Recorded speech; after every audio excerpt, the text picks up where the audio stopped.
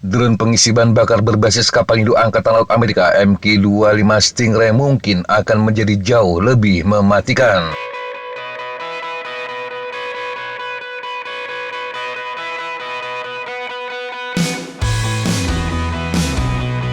Sebuah model MQ-29 terlihat pekan lalu dipersenjatai dengan dua rudal anti kapal LRASM. Konsep ini akhirnya dapat memberikan kekuatan pada Stingray. Membawa senjata itu memungkinkan Stingray mencapai target pada jarak hingga 1.200 km.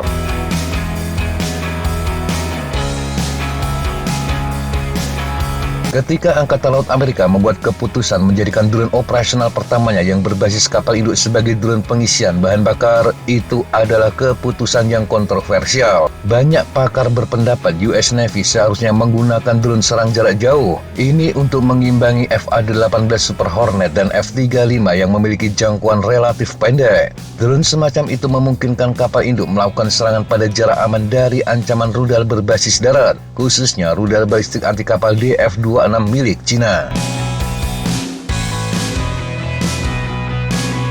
Selama beberapa dekade, kapal induk Amerika mengandalkan Super Hornet untuk mengisi bahan bakar berbasis kapal induk lainnya. Namun Super Hornet yang dikonfigurasikan sebagai pompa bensin terbang tidak dapat memenuhi perannya dalam misi udara ke udara dan udara ke darat. Penambahan tanker khusus ke kapal induk membebaskan FA-18EF agar bisa melakukan tugas sebenarnya dari Super Hornet. Inilah yang mendasari pengembangan MQ-25.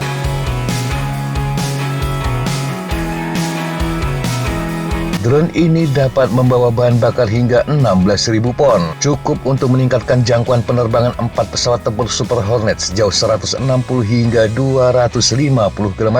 Sebagai alternatif, satu MQ-25 dapat menggandakan jangkauan Super Hornet menjadi sekitar 1.600 km. Diisi bahan bakar oleh Stingray dan dipersenjatai dengan rudal anti kapal, Super Hornet secara teoritis dapat menenggelamkan kapal pada jarak hingga 2.000 km.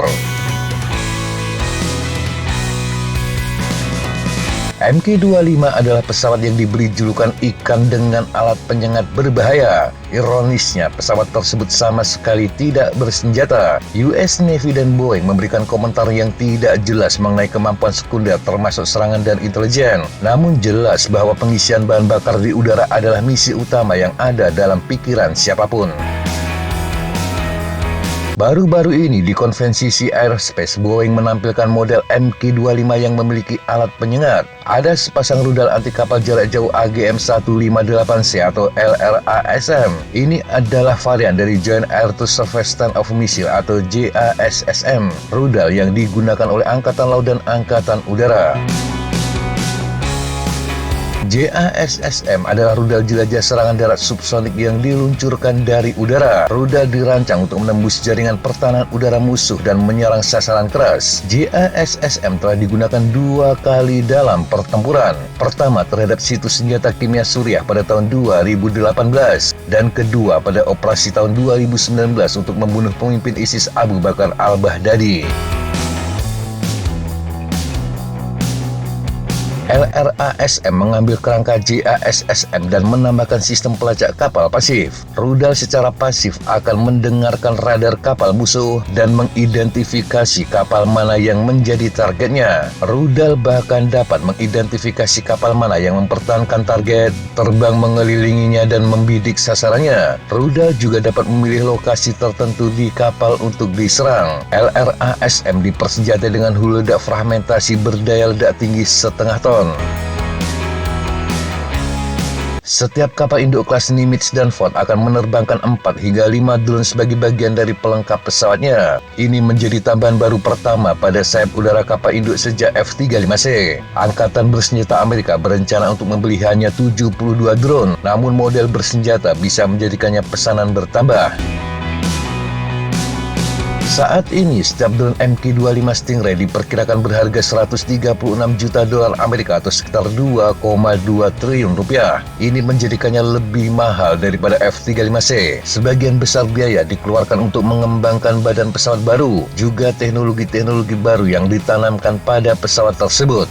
Angkatan Laut Amerika percaya drone mungkin akan mencapai 60% dari 80 lebih pesawat yang dimiliki sayap udara kapal induk pada tahun 2040.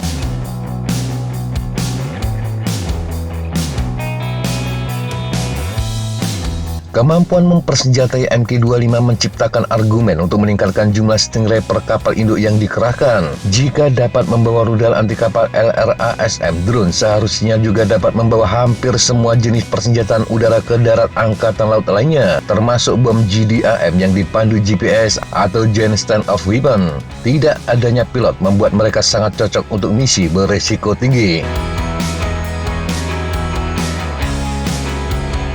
Drone militer telah berkembang biak dengan cepat. Kendaraan tempur robotik dengan cepat mengisi setiap ceruk yang ada. Drone seperti MQ-25 dapat mengisi beberapa posisi bahkan sebelum generasi kedua pesawat robot berbasis kapal induk mulai muncul.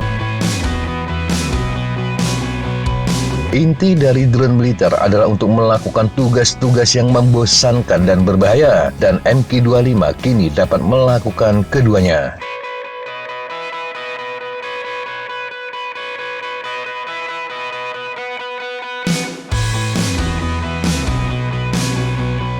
Demikian sahabat Jatapa informasi yang bisa kita sampaikan untuk kesempatan kali ini. Sampai jumpa di kesempatan yang berbeda. Tetap semangat dan jaga kesehatan. Salam Fly Like an Eagle, Fight Like a Falcon.